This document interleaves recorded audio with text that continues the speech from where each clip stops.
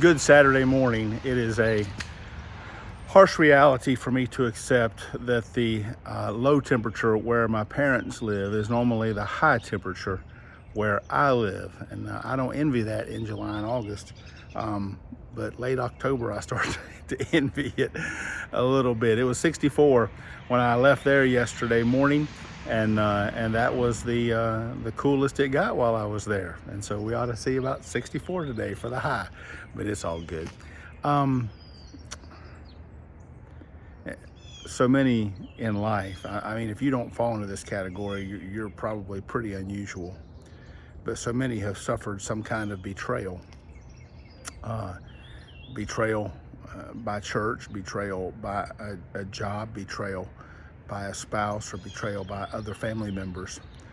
Sometimes that manifests itself up when someone has schemed to cheat you out or take you out of an inheritance.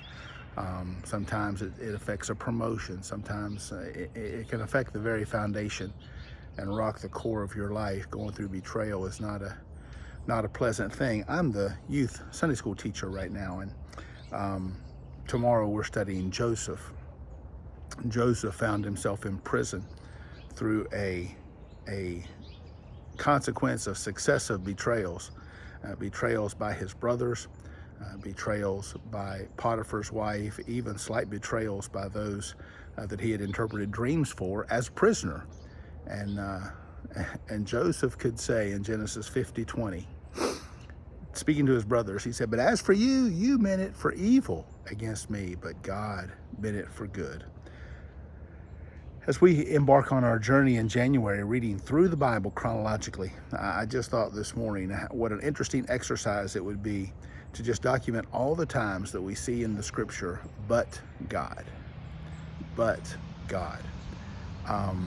Because listen, everyone in the world may conspire against us, but God has the ultimate say in what happens to us. And like I say, betrayal often bears permanent scars.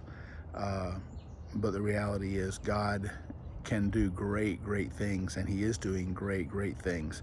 Think about the story of Hosea and Gomer and her betrayal of her wedding vows, and yet we saw last Sunday that God brought them back together. She said, "No longer," he said, "No longer will you call me master, but I'll be your husband." And so that's a beautiful story there. And the Bible's full of beautiful stories, and your life can be a beautiful story too. Don't let betrayal be that characterizing thing that just defines the rest of your life.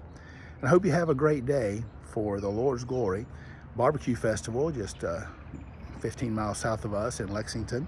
And a lot of college football on today, and getting ready for the Lord's Day tomorrow. Don't forget trunk or treat. Still have a chance today to go buy some candy. We'll take all the candy we can get. Hope you have a great day for the Lord's glory. God bless you.